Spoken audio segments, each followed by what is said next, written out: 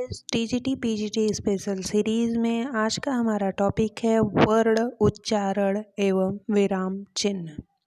चलिए गाइस देख लेते हैं अति महत्वपूर्ण प्रश्नों को जो वर्ण उच्चारण एवं विराम चिन्ह से पूछे गए हैं। हमारा पहला प्रश्न है, जिन ध्वनियों के संयोग से शब्दों का निर्माण होता है उन्हें क्या कहते हैं? तो जिन ध्वनियों के संयोग से शब्दों का निर्माण होता है उन्हें वर्ण कहते हैं। यदि हिंदी वर्णमाला में री को सम्मिलित कर लिया जाए तो वर्णों की कुल संख्या कितनी हो जाएगी? 52। गाइस ये प्रश्न आपको उलझाने के लिए दिया गया है। आप किसी वर्ण को भी शामिल कर लीजिए तो आपके वर्णों की कुल संख्या कितनी होगी? 52 ही होगी। हिंदी की देवनागरी वर्णमाला में स्पर्श व्यंजन कितने होते हैं? 25 होते हैं। स्वरों के दो प्रकार कौन कौन से हैं? मूल स्वर और संधि स्वर। ठीक है, स्वर के दो प्रकार होते हैं, मूल स्वर और संधि स्वर। जिन स्वरों के उच्चारण में कम से कम समय लगता है अर्थात जिनके उच्चारण में अन्य स्वरों की सहायता नहीं लेनी पड़ती है उन्हें क्या कहते हैं? उन्हें मूल स्वर कहते हैं।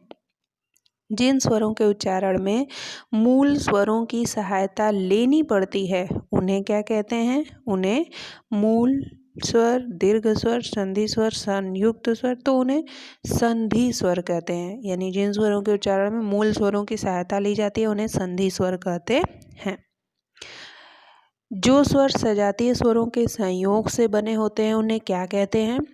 सजातीय स्वरों के संयोग से बने होते हैं उन्हें दीर्घ स्वर कहते हैं। दीर्घ स्वर के सही उदाहरण कौन कौन से हैं? आ, बड़ी ई और बड़ा उ। जो स्वर विजातीय स्वरों के मेल से बने होते हैं उन्हें क्या कहते हैं? जो स्वर विजातीय स्वरों के मेल से बने होते हैं उन्हें संयुक्त स्वर कहते हैं। संयुक्त स्वर के उदाहरण कौन कौन से हैं? ए, ओ, औ।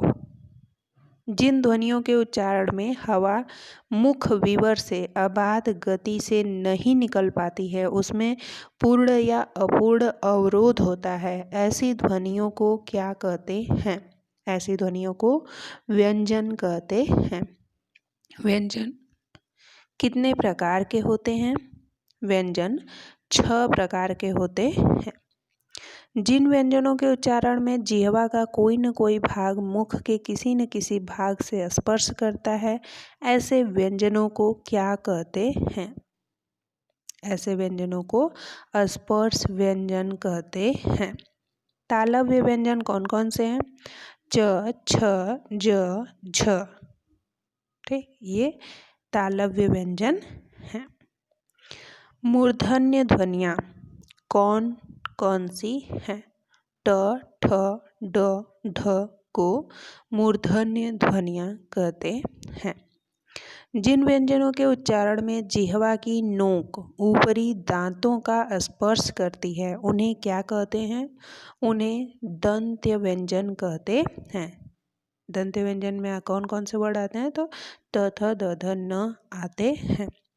जिन व्यंजनों के उच्चारण में जिह्वा ऊपरी मसूढ़ों को स्पर्श करती है वे क्या कहलाते हैं?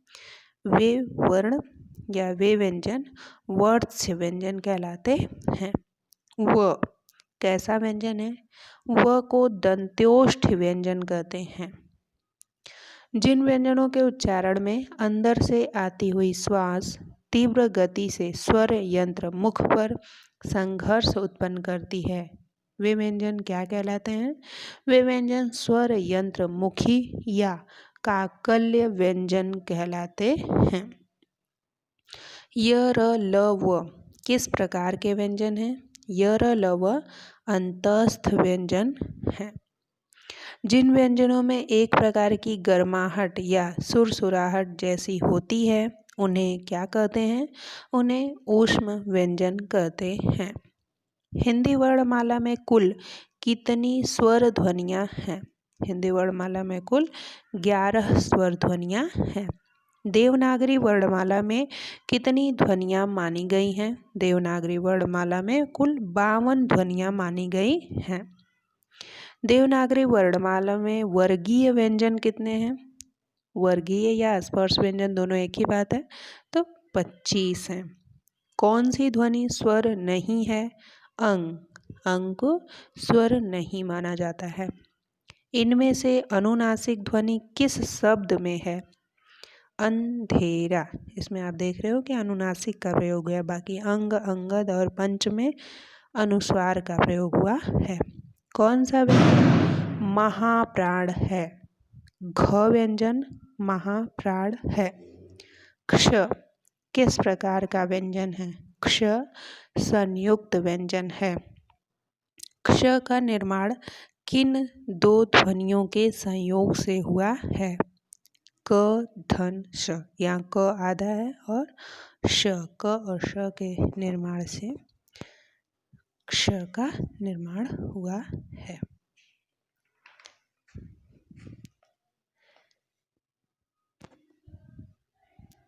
इनमें से दंत व्यंजन हैं क, प, त और ड़। इसमें से त जो है वो दंत व्यंजन है। इनमें से मूर्धन्य व्यंजन है। मूर्धन्य व्यंजन ड, ढ, ड़। तो इसमें से मूर्धन्य व्यंजन ये सभी मूर्धन्य व्यंजन है। ठीक है। बड़ी ई ध्वनि किस वर्ग की ध्वनि है? संवृत्त स्वर है या अग्र स्वर है या दीर्घ स्वर है? तो आप देख रहे हो कि बड़ी ई है, यानी ये संवृत्त स्वर भी है, अग्र स्वर भी है और दीर्घ स्वर, यानी कि ये सभी। कौन सा स्वर अर्ध संवृत्त नहीं है? अ को अर्ध संवृत्त नहीं कहा जाता। री किस प्रकार का स्वर है? री जो है ये संवृत्त भी है, पश्च भी है और ह्रस्व भी है। तो यह इसमें से आपका जो सही आंसर है वो हो जाएगा ये सभी, क्योंकि ये जो री आपको दिख रहा है ये छोटा है। बड़ी री जो होती है इसमें एक बार लटकन जो उसका होता है एक बार और लटकाया जाता है, तो ये जो छोटी री है इसे ह्रस्व री भी कहते हैं, इसलिए इसमें से ये सभी सही होगा। अनुस्वार को आप किस वर्ग में रखेंगे? अनुस्वार और अनुनासिक को व्यंजन के अंतर्गत रखा जाता है। ज्ञ वर्ण किन ध्वनियों के मेल से बना है? आधा ज धन इय के योग से ज्ञ का निर्माण हुआ है। अंग किस प्रकार का व्यंजन है? अंग या इसको कहते हैं ड़ और ढ जो होता है जिसके नीचे बिंदी लगी होती है उन्हें उत्क्षिप्त व्यंजन कहते हैं। ये व्यंजनों को अंग तो आपका क ख ग घ अंग होता है, ये वो नहीं है। बीच में जब व्यंजन पूरे हो जाते हैं ज्ञ तक आप जाते हो फिर स्र लिखते हो और ये ड और ढ लिखते हो, तो ये जो ड और ढ होते हैं इन्हें उत्क्षिप्त व्यंजन कहा जाता है। शुद्ध वर्तनी वाला शब्द है वे। किस शब्द की वर्तनी शुद्ध है? ऋषि। अंश अंश, अंश और अंश का युग्म अर्थ क्या है? अंश मतलब भाग होता है और अंश मतलब कंधा, यानी इसका सही आंसर है भाग और कंधा, बी सही है। इनमें से सघोष व्यंजन नहीं है। क जो है ये सघोष व्यंजन नहीं है। निम्नलिखित वाक्यों में विराम चिन्हों का प्रयोग कीजिए। अब आप देखोगे कि इन प्रश्नों में विराम चिन्हों का सही और सटीक प्रयोग करना है। हाय वह मर गया, इस वाक्य में हाय के बाद कौन सा विराम चिन्ह लगेगा? तो हाय जब आप कह रहे हो तो आपको विस्मय हो रहा है, यानी इसमें विस्मयादि बोधक चिन्ह लगेगा। आपने अपना खेत बेच दिया, इस वाक्य में कौन सा चिन्ह उपयुक्त है? आपने अपना खेत बेच दिया, इस वाक्य में पूर्ण विराम चिन्ह उपयुक्त प्रतीत होता है। रोको मत जाने दो, रोको मत जाने दो, इस वाक्य में यदि वक्ता का तात्पर्य रोकने का है तो अल्प विराम का प्रयोग कहाँ करना चाहिए? आप यहाँ एक ही सेंटेंस से दो अर्थ समझ में आ रहा है। रोको मत जाने दो, रोको, जैसे एक बार हम कह सकते हैं कि रोको रोको मत जाने दो, यानी रोकना नहीं है, जाने दो। और दोबारा कह सकते हैं रोको मत जाने दो, तो यहाँ इसी से इसका संपर्क निकालना है। तो आपका जो उचित विराम यानी अल्प विराम चिन्ह है वो किसके बाद लगेगा? रोको के बाद लगेगा। रोको मत जाने दो। ए सही होगा इसमें।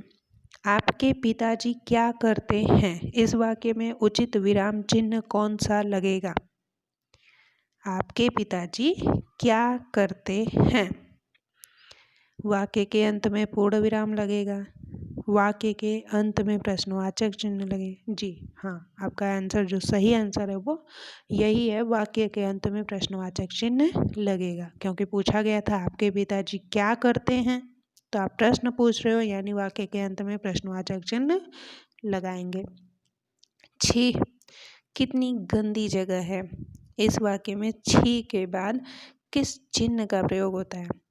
इसमें भी आपको विस्मय हो रहा है ना, छी कितनी गंदी जगह है, तो यहाँ पे विस्मयादि बोधक चिन्ह लगेगा।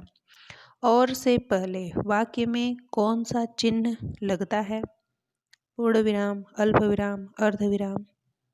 तो और से पहले यहाँ पे कोई चिन्ह नहीं लगाया जाता, यानी आपका सही आंसर होगा डी। अरे भाई तुम बैठे बैठे क्यों रो रहे हो में उचित विराम चिन्हों से युक्त वाक्य कौन सा है? तो आप पूछ रहे हो अरे भाई, यानी आपको विस्मय हो रहा है, तो विस्मयादि बोधक तो लगेगा ही।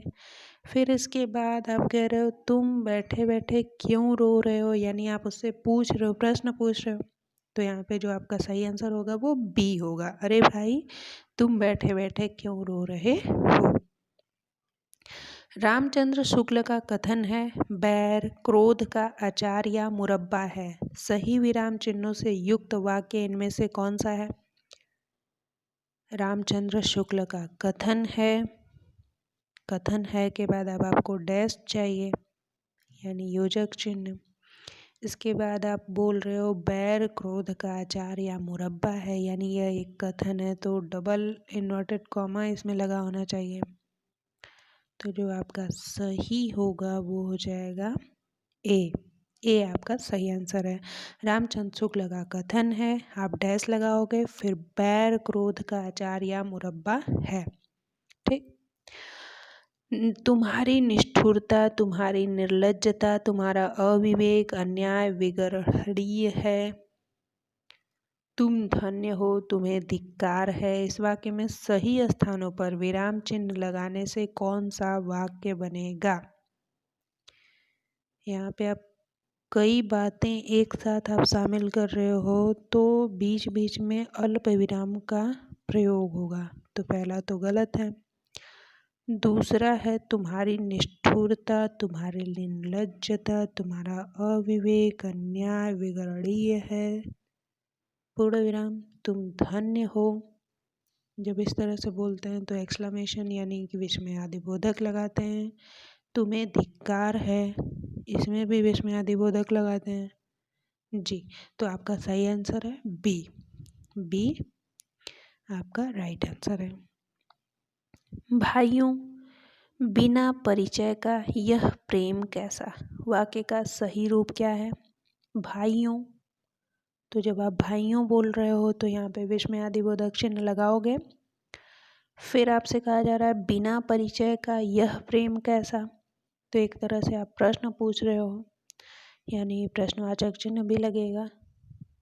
तो आपका सही आंसर हो जाएगा ए, भाइयों बिना परिचय का यह प्रेम कैसा। तो ये थे गाइज आपके टॉप मोस्ट इम्पॉर्टेंट क्वेश्चंस जो इस टॉपिक से रिलेटेड थे। आपको ये क्वेश्चन सीरीज इसलिए दिखाई जा रही है ताकि आप इन टॉपिक से आने वाले अन्य प्रश्नों को जान सकें, समझ सकें, और ये प्रश्न देखकर आपको एक आइडिया लग जाए कि इसी तरह के प्रश्न इन टॉपिक से पूछे जाते हैं। अगर आपको ये सीरीज पसंद आ रही है तो प्लीज़ मेरे चैनल को लाइक शेयर सब्सक्राइब ज़रूर करें। Thank you so much.